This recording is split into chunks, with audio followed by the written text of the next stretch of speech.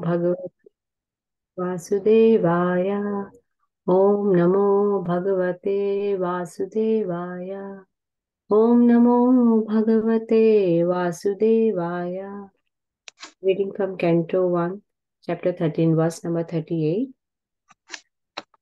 अथा जगाम भगवान् Narad सहतुं बरुः प्रत्युत्थायाभिवाद्याय सानुजोऽभ्यचर मुनिम्. While Sanjaya was thus speaking, Sri Narad, the powerful devotee of the Lord, appeared on the scene carrying his tumbaru. Maharaj Yudhishthir and his brothers received him properly by getting up from their seats and offering obeisances. Text 39. Yudhishthir uvacha naham veda gatim pitror bhagavan kva gatam ita ambavahat putra ta kvadgata cha tapasvini. Maharaj Yudhishthir said, O godly personality, I do not know where my two uncles have gone, nor can I find my ascetic aunt, who is grief-stricken by the loss of her sons. Verse 40.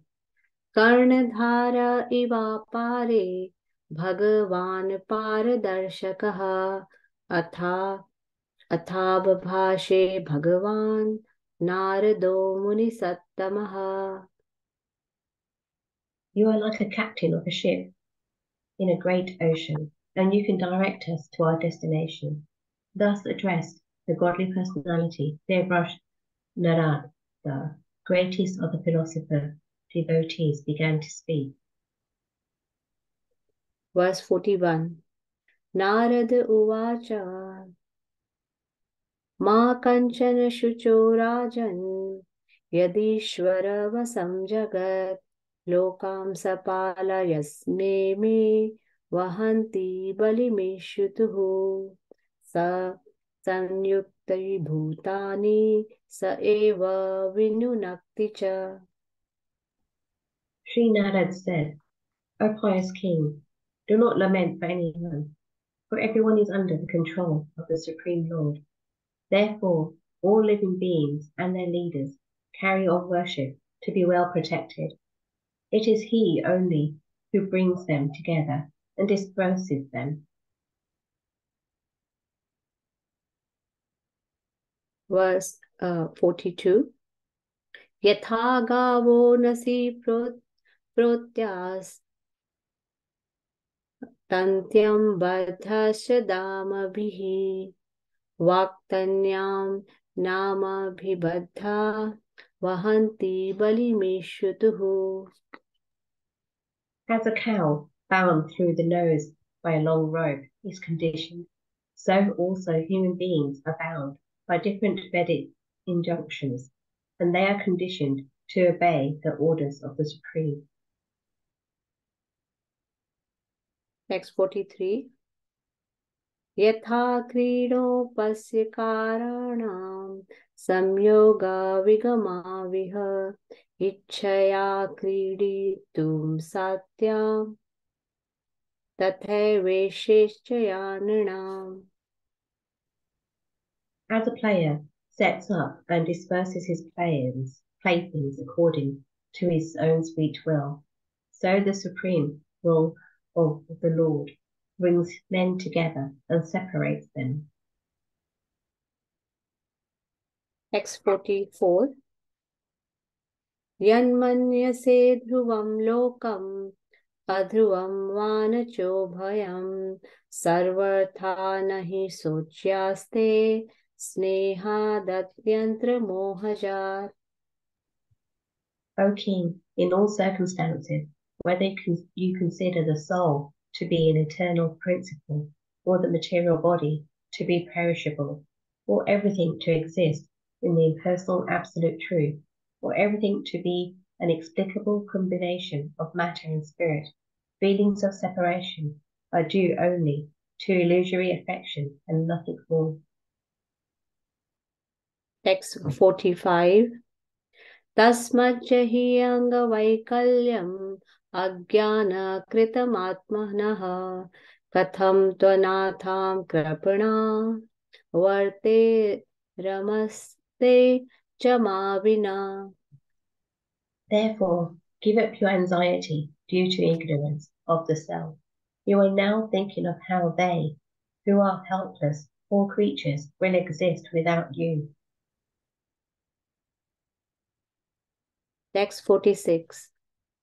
Kala karma gunadhino dehoyam panchabhautikaha katham अन्यास्तु गोपायेत् सर्पग्रस्तो यथा परम्. The gross material body, made up of 5 elements, is already under the control of the eternal time, kala, action, karma, and the modes of material nature, guna. How then can it, being already in the jaws of the serpent, protect others? Text 47. Ahastani sahastanam padani च पुष्पदां फल्गुनी तत्र महतां जीवो जीवस्य जीवनम्. Those who are devoid of hands are prey for those who have hands. Those devoid of legs are prey for the 4-legged. The weak are the subsistence of the strong, and the general rule holds that one living being is food for another. Text 48. Tat idam bhagavan rajan एक आत्मात्मना स्वदृक् अन्तरोऽनन्तरो भाति पश्यतं माययोरुधा. Therefore, O King, you should look to the Supreme Lord only, who is one without a second, and who manifests himself by different energies, and is both within and without. Text 49. सोऽयम् अदया महाराज भगवान् भूतभावनः कालरूपोऽवतीर्णोषाम् अभावाय सुदृशिषाम्. That Supreme Personality of Godhead, Lord Sri Krishna, in the guise of all-devouring time, Kala Roop, has now descended to the earth to eliminate the envious from the world. Text 50. Nishpaditam devyakritam avashesham pratikshate tavad yuvam avikshadhyam dvam bhaveda yavadi ishvaraha. The Lord has already performed his duties to help the demigods, and he is awaiting the rest. You Pandavas may wait as long as the Lord is here on earth. Text 51. Dhritarashtra saha bhrata Gandharya cha svabharyaya Dakshinena himavat Rishira namashrah gataha. O King, your uncle Dhritarashtra, his brother Vidura, and his wife Gandhari have now gone to the southern side of the Himalaya mountains, where there are shelters of the great centuries. Text 52. Srotobhi saptabhirya vais Swardhuni saptadhavadhyat Saptanam pritaye nana Saptasrota prachachate. The place is called Saptarosta, divided by 7, because there the waters of the sacred Ganges were divided into 7 branches. This was done for the satisfaction of the 7 great wishes. Text 53. Snatva nu swayam tasmin hutva jagin yatha vidhi abhaksha upashantana shantatma sa aste vigataishanaha. On the banks of the Saptarota, Dhritarashtra is now engaged in beginning Astanga yoga by bathing 3 times daily, in the morning, noon, and evening, by performing the Agnihotra sacrifice with fire, and by drinking only water. This helps one control the mind and the senses, and frees one completely from thoughts of familiar affection.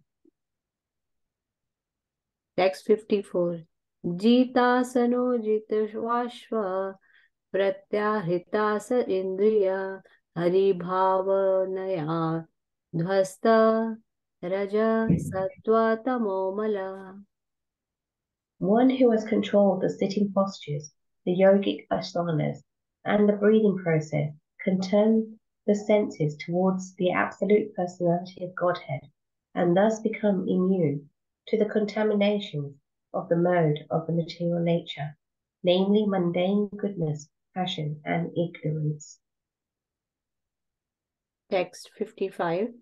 Vijnanatmani samyoja kshetragye pravilapyatam brahmanyatmamanmadhare ghatamambar mivambare. Dhritarashtra will have to amalgamate his pure identity with intelligence, and then merge into the Supreme Being with knowledge of his qualitative oneness as a living entity with the Supreme Brahman. Being freed from the blocked sky, he will have to rise to the spiritual sky. Text 56. Tvasta mayar gunurdarko niruddha karnashayah nivartata khali khilahar aste sthanurivachalah tasyantarayo maivabu sanyasthakhil karmanah. He will have to suspend all the actions of the senses, even from the outside, and will have to be impervious to interactions of the senses, which are influenced by the modes of material nature. After renouncing all material duties, he must become immovably established beyond all sources of hindrance on the path. Text 57. Sava agyatnadarajan parata panchmehani kalavaram hasyati swayam tacha bhasmi bhavishyati. O king, he will quit his body, most probably on the 5th day from today, and his body will turn to ashes.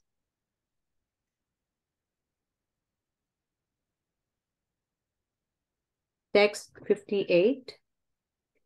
Dadhyamane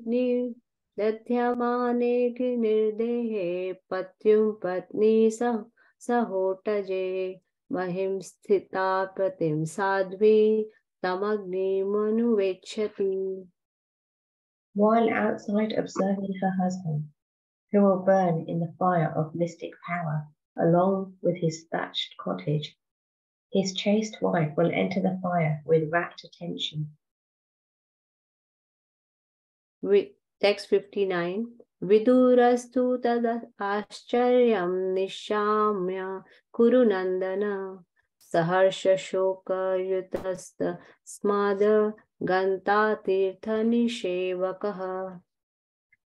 Vidura, being affected with delight and grief, will then leave that place of sacred pilgrimage. Text 60.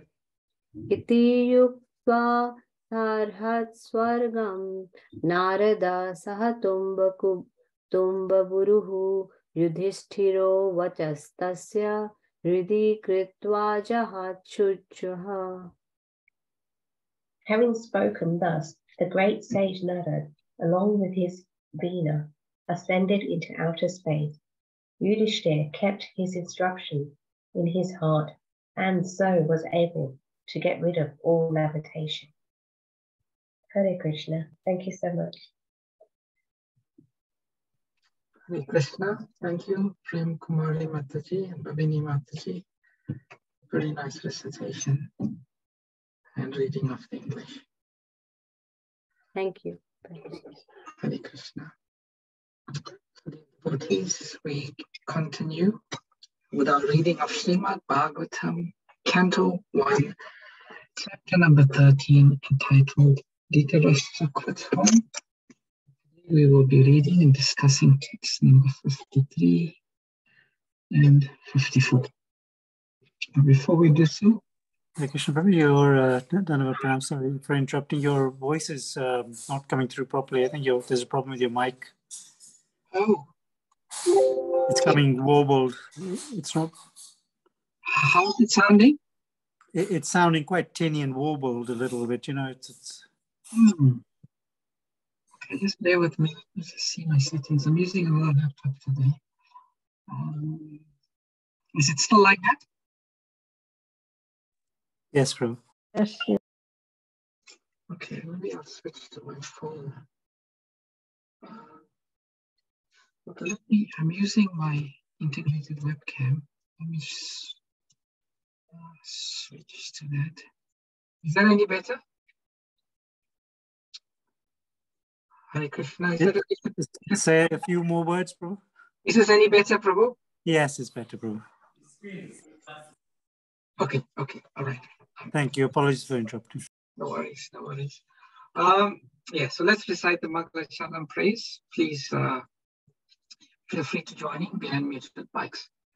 Om Jnana Timirandasya Gyananjana Shalakaya Chakshurunmilitam Jena Tasmai Shri Gurave Namaha. Shri Chaitanya Manobhistam Stapitam Yena Bhutale Swayam Rupa Kadamayam Dadati Swapadantikam Vandeham Shri Guru Shri Yuta Padakamalam Shri Gurun Vaisnavamsya Shri Rupam Sagrajatam Sahagana Raghunatham Vitam Tam Sajivam Sadvaitam Savadutam Parijana Sahitam Krishna Chaitanya Devam Shri Radha Krishna Padan Sahagana Lalita Shri Vishakam Vitamscha He Krishna Karuna Sindhu Dinabandhu Jagatpate Gopesha Gopika Kanta Radha Kanta Namastite Tapta Kanchana Gaurange Radhe Vrindavaneshwari Vrishabhanu Sutadevi Pranamami Hari Priye Vanchakalpa Turubhyascha Kripa Sindhubhyeva cha Patitanam Pavanebhyo Vaishnavebhyo Namo Namaha. Jai Shri Krishna Chaitanya Prabhu Nityananda Shri Advaita Gadadhara Srivasadi Gaura Bhaktivinoda Hare Krishna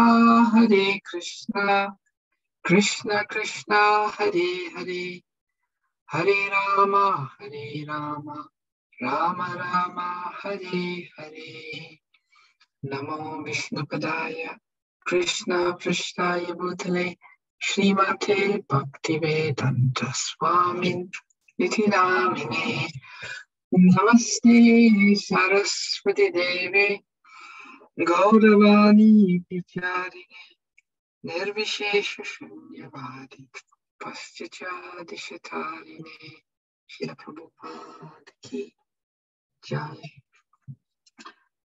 So let me organize myself.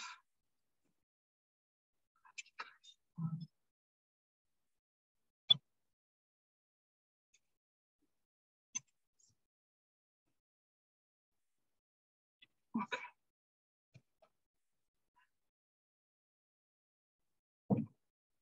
So we are reciting text number 53 and 54 today. Snatvam savanam tasmin utva chatin yata vidi abhaksha upashantatma saste vigatai sanaha. Word for word synonyms. Snatva, by taking bath. Anusavanam, regularly 3 times, morning, noon, and evening. Tasmin, in that Ganges divided into 7. Udva, by performing the Agni Atra sacrifice. Ja, also Agni in the fire. Yatavidi, just according to the tenets of the scripture. Up, Bhakshaha, fasting by drinking only water. Upashanta, completely controlled. Atma, the gross senses and the subtle mind. Saha, Dhritarashtra, Aste would be situated. Vigata, devoid of Eshanaha, thoughts in relation with family welfare. Hare Krishna, Prabhuji. Hare Krishna. Hare Krishna. Prabhu, the voice is still not very clear. Okay, what to do?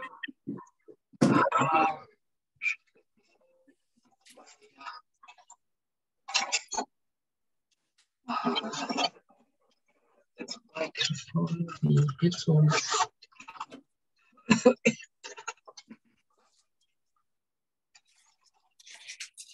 I put the headphones as anything, so just bear with me.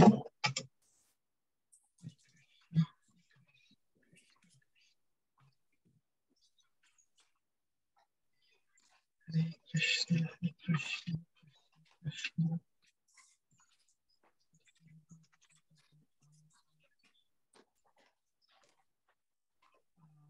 So while I'm getting myself ready, can someone read the purport in the meantime? Yeah, I can read it. Can you scroll down a little bit? Okay. Purport by Srila Prabhupada. Srila Prabhupada ki jai. The yoga system is a mechanical way to control the senses and the mind and divert them from matter to spirit. The preliminary processes are the sitting posture, meditation, spiritual thoughts, manipulation of air passing within the body, and gradual situation in trance, facing the absolute person, Paramatma. Such mechanical ways of rising to the spiritual platform prescribe some regulative principles of taking bath daily, 3 times, fasting as far as possible, sitting and concentrating the mind on spiritual matters, and thus gradually becoming free from Vishaya or material objectives. Material existence means to be Material existence means to be absorbed in the material objective, which is simply illusory. House, country, family, society, children, property, and business are some of the material coverings of the spirit. Put your food. Some of the material coverings of the spirit, Atma, and the yoga system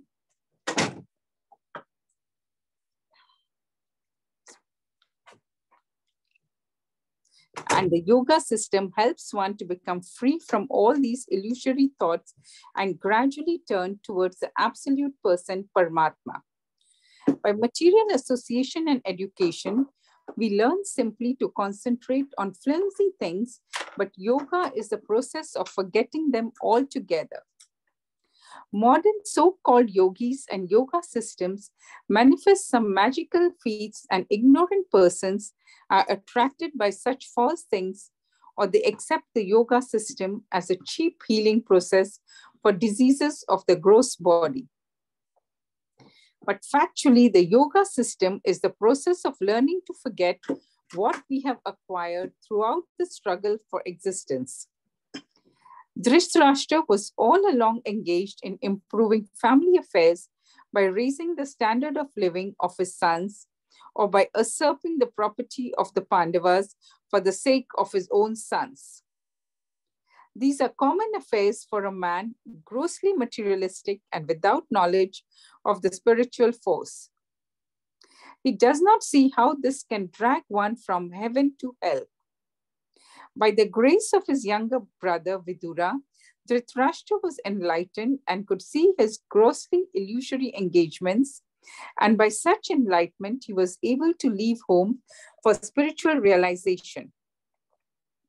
Sri Narada Dev was just foretelling the way of his spiritual progress in a place which was sanctified by the flow of the celestial Ganges. Drinking water only without solid food is also considered fasting. This is necessary for advancement of spiritual knowledge. A foolish man wants to be a cheap yogi without observing the regulative principles. A man who has no control over the tongue at first can hardly become a yogi. Yogi and bhogi are two opposite terms. The bhogi or the merry man who eats and drinks cannot be a yogi, for a yogi is never allowed to eat and drink unrestrictedly. We may note with profit how Dhritarashtra began his yoga system by drinking water only and sitting calmly in a place with a spiritual atmosphere, deeply absorbed in the thoughts of the Lord Hari, the personality of Godhead. Hare Krishna.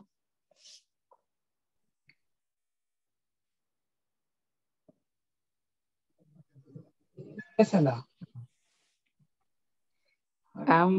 Using a microphone. Yeah, sounds better now, Prabhuji. Thank you. Okay, to know challenges today. So yeah, we see Dhritarashtra begins the performance of yoga. Yoga means to link up or connect. The whole purpose of the yoga system is ultimately to connect with the Supreme Personality of Godhead, Krishna. It is interesting that Dhritarashtra, he's practicing the Ashtanga yoga process or the Ashtanga yoga system. And Srila Prabhupada explains that he's showing the proper way of the yoga system, the Ashtanga yoga system, in that his practices have begun firstly with him fasting. Dhritarashtra was only drinking water. And Prabhupada says in the purport that to drink water only is still considered to be fasting. We can remember in the Srimad Bhagavatam, when Maharaj Ambrish was in a very precarious position, he had to break his Ekadasi fast. But at the same time, he knew that it was not proper etiquette to take anything before one's guest. So the Rasamuni came at the time when it was break fast, and he was in this dilemma. So the Brahmanas, his advisors, said, well, you can take some water, because water simultaneously can be considered that one is breaking one's fast, but at the same time, one has still maintained one's fast. And that's what Maharaj Ambarish did. But still that did not pacify Durvasa Muni, and he became very angry. So there's two terms, yogi and bhogi. A yogi is one who is self-controlled, and a bhogi is one who is a sense enjoyer. Once Srila Prabhupada was saying that a yogi passes stool only once a day. The devotees were looking at each other. They were thinking, oh, okay, if I pass stool only once a day, then I'll become a yogi. And Prabhupada said, no, don't think that if you pass only once a day, then you've become a yogi. No, there's much more to being a yogi. Prabhupada adds here that a man who has no control over the tongue can hardly become a yogi. Therefore, we see in the Nectar of Instruction, Srila Rupa Goswami, he says, Vacho Vegam, Manasakroda Vegam, Jiva Vegam, Udara Pasta Vegam, Etan Vegam, Yovishaheta Dira, Sarvam Apimam Pritibim Sashishat. A sober person who can tolerate the urge to speak, the mind's demands, the actions of anger, and the urges of the tongue, belly, and genitals is qualified to make disciples all over the world. So this very, very first verse in the Nectar of Instructions, Sri Upadeshamrit, Srila Rupa Goswami is also saying, even for the bhakti yogis, even for the devotees of the Lord, this is required. This is required. So because one cannot be simultaneously a bhogi and a yogi, one has to be in control of one's senses. So someone may say, why? Because the whole yoga process is directed to focusing one's mind on the Supreme Personality of Godhead, Ante Narayana Smriti. The whole purpose is to focus completely. So Krishna explains in the Bhagavad Gita that we have two options. We have the option of projecting one's consciousness outwardly, or we have the option of projecting one's consciousness inwardly. So when one engages the senses in the object of the senses, then that automatically draws our consciousness outwardly. Therefore, to draw our consciousness inwardly towards the soul, the Supreme Personality of Godhead, it is necessary for one to control one's senses. Saturday in our Sangha group, I was telling the devotees there how recently I saw a video. This is a video of a yoga club in London. And this yoga club, they call themselves beer yoga. You know, beer, you drink beer, alcohol. So what they do yoga and they all have a bottle of beer next to them. And they do some postures and they'll take a slug of beer. They'll do some other things, they'll take a slug of beer. So this is not the type of yoga that one performs. So Dhritarashtra is performing the Ashtanga yoga process. And he's showing the way as Srila Prabhupada says. Now, what is interesting is, it's explained here that Dhritarashtra is performing the Ashtanga yoga process. Now we know that Dhritarashtra was being advised by Vidura. And Vidura is a great devotee of the Lord. He is a bhakti yogi. And Srila Prabhupada explains that if we want to reach the 10th floor of a building, we have the option of taking the stairs, or we have the option to take the elevator, go straight to the top floor, or we can take the more difficult path of the stairs.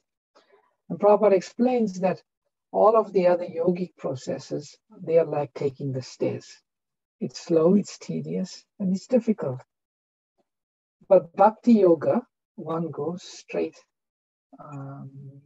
progresses straight, easy, joyfully performed.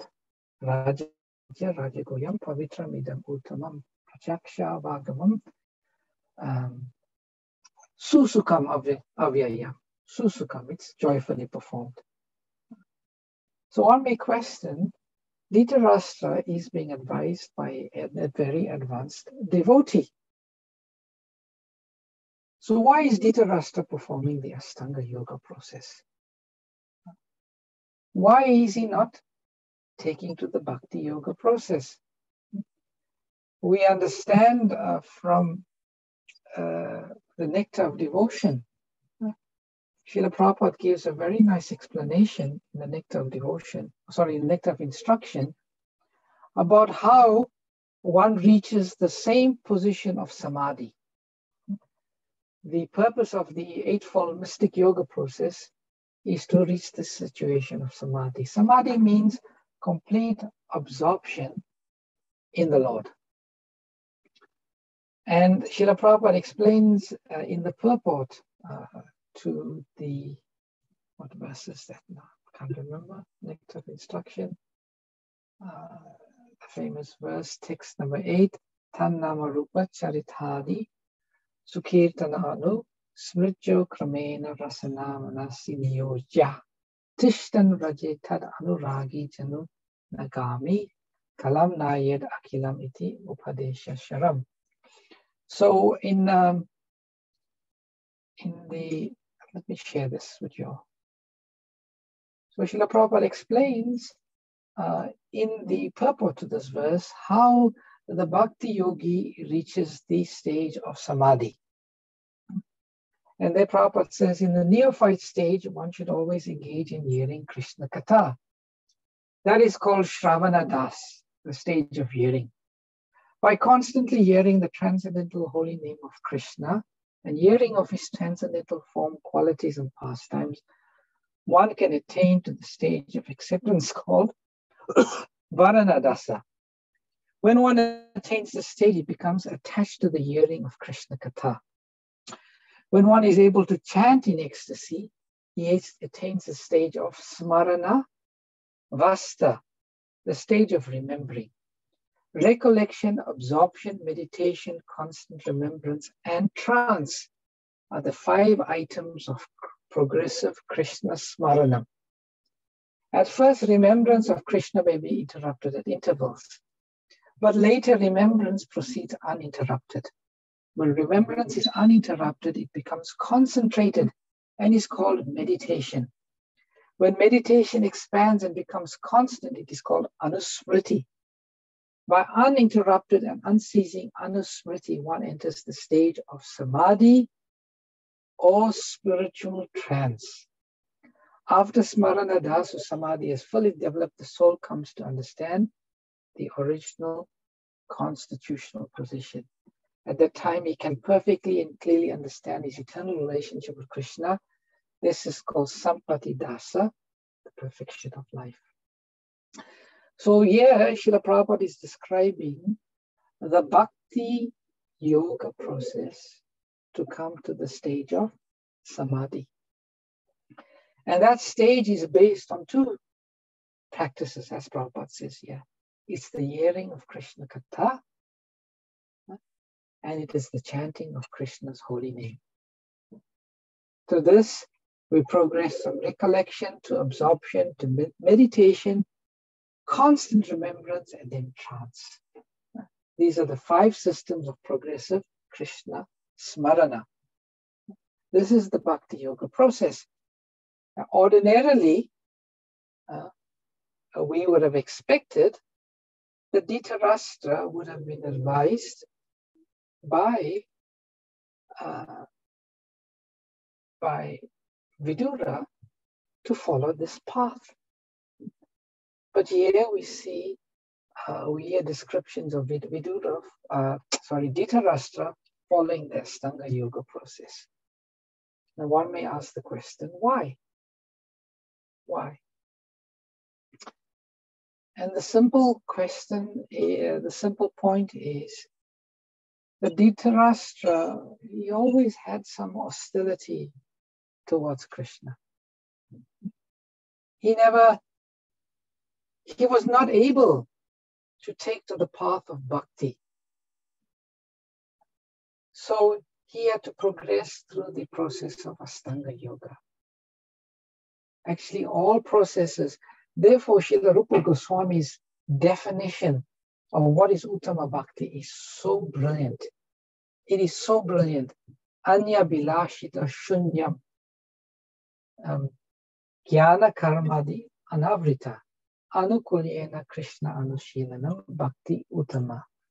That for there to be pure devotional service, uttama bhakti, everything needs to be made sunyam, zero.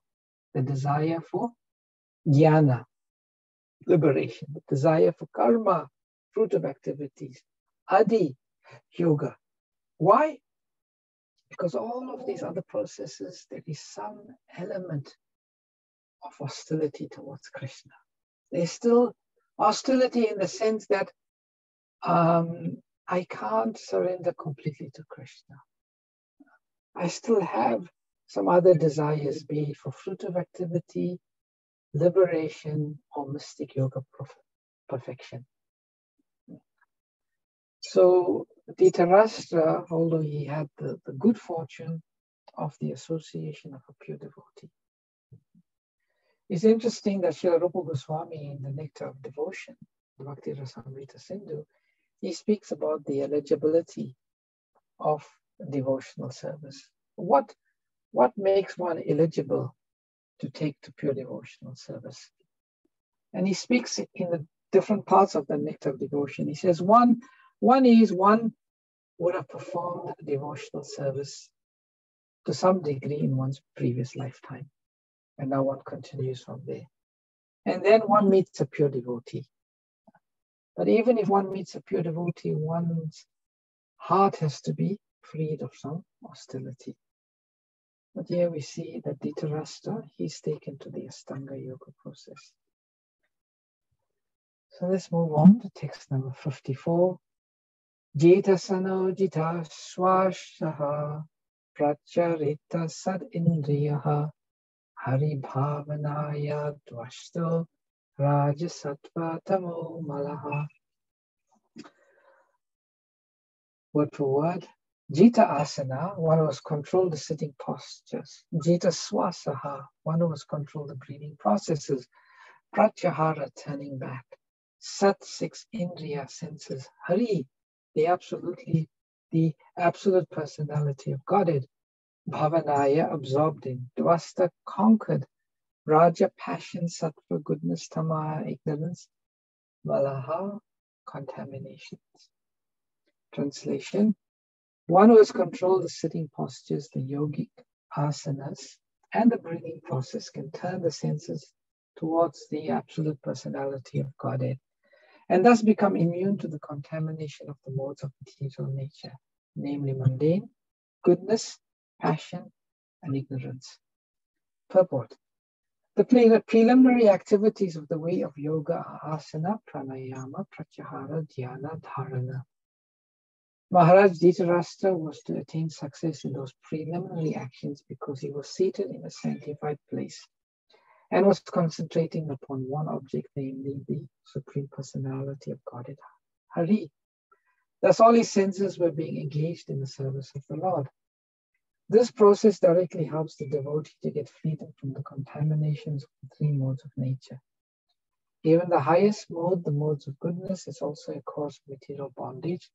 And what to speak of the other qualities, namely passion and ignorance. Passion and ignorance increase the material propensities of hankering for material enjoyment. And a strong sense of lust provokes the accumulation of wealth and power.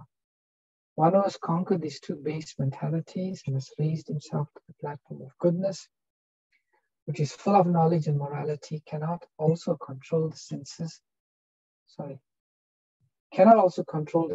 namely the eyes, the tongue, and the nose, the ear, and touch. But one who has surrendered himself onto the lotus feet of Lord Hari, as above mentioned, can transcend all influences of the modes of material nature and be fixed in the service of the Lord. The Bhakti Yoga process, therefore, directly applies the senses to the loving service of the Lord. This prohibits the performer from engaging in material activities. This process of turning the senses from material attachment to the loving transcendental service of the Lord is called pratyahara. And the very process is called pranayam, ultimately ending in samadhi, absorption in pleasing the Supreme Lord Hari by all means. So the Eightfold yoga system means the first is yam and niyam, model codes. Then asana, one sits in yogic postures. And then pranayam, one controls the breath. And by the process of asana and pranayam, pratyahara, one is able to withdraw the senses. And then dhyan, one becomes, one meditates. Then dharana, one becomes fixed in meditation. And then samadhi, complete absorption. So that is meant to be the Ashtanga yoga process. But the ultimate aim is as described in the words of this text. Hari Bhavanaya. The absolute personality to become absorbed in. And prerequisite for absorption is one has to transcend the three modes of material nature. Even the mode of goodness. Even the mode of goodness is considered a contamination. It is a springboard for the coming to the stage of Sudasattva, but really to come to the platform of Samadhi, one has to rise to the stage of Sudasattva, means the stage of pure goodness. Sudasattva is the stage above the mode of goodness also. Only on the stage of Sudasattva, then one can become completely absorbed in Samadhi, in thoughts of the Supreme Personality of Godhead. So, it is a prerequisite. It is one interesting verse in the Srimad Bhagavatam. I don't have the quote in front of me, but it is said there that simply by surrendering completely to the lotus feet of the spiritual master, one can automatically transcend the three modes of material nature and come to the platform of Sudasattva, the stage of pure goodness. So I'm finding it interesting that these verses are described, and then you'll see in the following verses after this, it would seem that Dhritarashtra, he attained the stage of merging into impersonal Brahman. But yet here, the stage is being described here as Hari Bhavanaya. And I was thinking to myself, how is this so? One can consider that this is a general description of the process that's being enunciated here. But in the previous verse, I've also noted that the last line, Srila Prabhupada says, we may note with Prophet how Dhritarashtra began his yoga system by drinking water only and sitting calmly in a place with the spiritual atmosphere, deeply absorbed in the thoughts of Lord Hari, the personality of Godhead. So Dhritarashtra, it would seem, somehow, Krishna, ye yatamam prapadyante tam stataiva bhajami aham. Krishna says, as they approach me, I reward them accordingly. So it's interesting. It's interesting. I would like to explore that a bit further with some other devotees. This position of Dhritarashtra, what he's really achieving. So I'll stop here. Dear devotees, if anyone has any comments, questions, or reflections, please feel free to share them.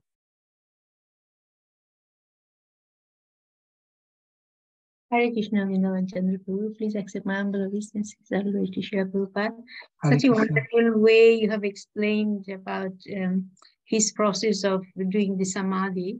Now, at the end, you did mention about that he merged into the impersonal Brahman, and then he was thinking of Hari. He was absorbed. So how it seems like kind of in the opposite. So I want to understand that, if you can help me to understand that. I myself, reading these verses today, I was trying to reconcile those two aspects, you know, especially the last line of the purport to text number 53, and you know, the subsequent verses to these verses about Dhritarashtra's position. So I don't think I can answer you, Palika Mataji, because I myself want to explore this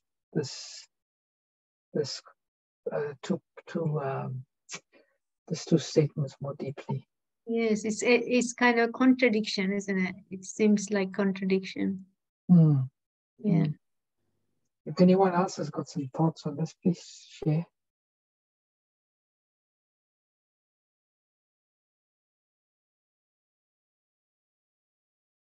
The only way I could reconcile it is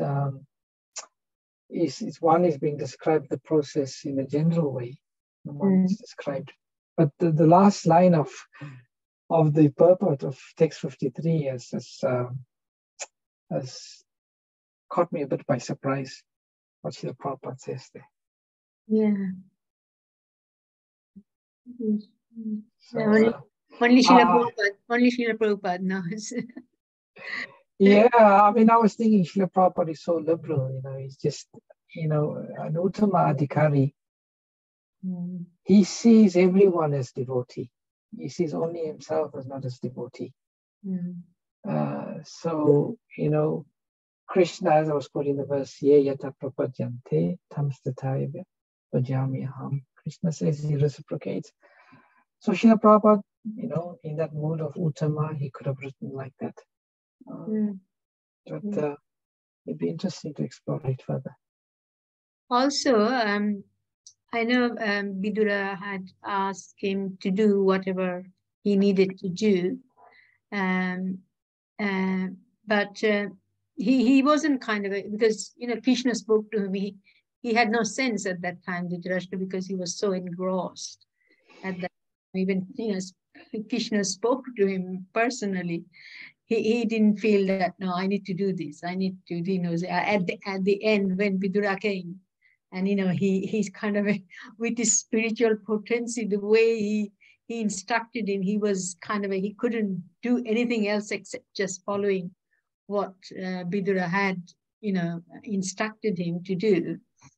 And later on, we hear from Narad Muni that's what he was doing, and Srila Prabhupada then explained. So why wouldn't Vidura ask him to do the bhakti process and ask him to do that? Was it very late for him to, because bhakti process would take longer time? Yeah, that was what I was trying to discuss, Palika Mataji, because if you look at the life of Dhritarashtra, whenever Krishna tried to give him any advice, he was adverse. He didn't take it. You know, it's like sometimes, you know, you say sometimes a child will say, you know what, I know my parents love me, but I'm just not going to follow what they ask me to do. I just want, and it was like Dhritarashtra's mood was like that. He may have known that Krishna is the Supreme Personality of Godhead. Krishna loves him, but still he just didn't want to follow. Largely because of his attachment to his family, especially Duryodhana. Yeah. You know, whenever he was wanting to concert, Duryodhana would always come back to him and say, but why are you going to do this? Don't get swayed. You know, we should do this. And his family attachments. So it could be, that is why in the purport, the Srila Prabhupada is particularly, and even in the verse itself, it's saying the breaking of familial attachment. So through the process of Ashtanga Yoga, he was able to break that family attachment. And then only after he broke that family attachment did the doors open up for him. So maybe like Vidura could have known that, you know, he's in a really bad place here. As long as he has this family attachments, to draw his mind towards Krishna is going to be a great struggle for him. So let him through the Ashtanga Yoga process break that family attachment. And if you read the purport very carefully, that's what Srila Prabhupada seems to be alluding to, that he broke his family attachment through the Ashtanga Yoga process. Yeah, it's very interesting. Yeah. That sounds very kind of fits to Dhritarashtra. Yeah. I mean, it's so difficult to understand that, there's the Supreme Personality of God. He's saying, I mean, he gave him the darshan, and he knew, but still he didn't want to. He didn't want to follow his path of devotional service. It's so family attachment could be so much, Yeah. because it's the material world, it's very, we have experience of this when we preach to people, isn't it? We try to tell them, take to the process of bhakti yoga, surrender to Krishna. But because they think if they take to devotional service, it's going to threaten family relationships, they are very hesitant to take towards it. Very hesitant. It's not easy. It's not easy. But because of Srila Prabhupada, wonderful process, we may have done something in our previous life to come to this. Otherwise, it's been very, very difficult. I mean, we are fortunate. We are fortunate to have Srila Prabhupada's knowledge in his book, constantly we hear Srila Prabhupada. Srila Prabhupada's. I just love listening to. I wouldn't go without listening to Srila Prabhupada a day. I would. In the morning, I would just I listen to Srila Prabhupada for a while before I chant, because it's so empowering. So because his voice is transcendental. He's so pure, and it purifies the heart. It's really powerful. It's just so wonderful. Thank you so much, Miss. Thank you for taking time to explain. Thank you so much. Hare Krishna. Hare Krishna. So we have Sailesh Prabhu and Krishna Maharaj. So yeah, Hare Krishna, Vrindavan Chandra.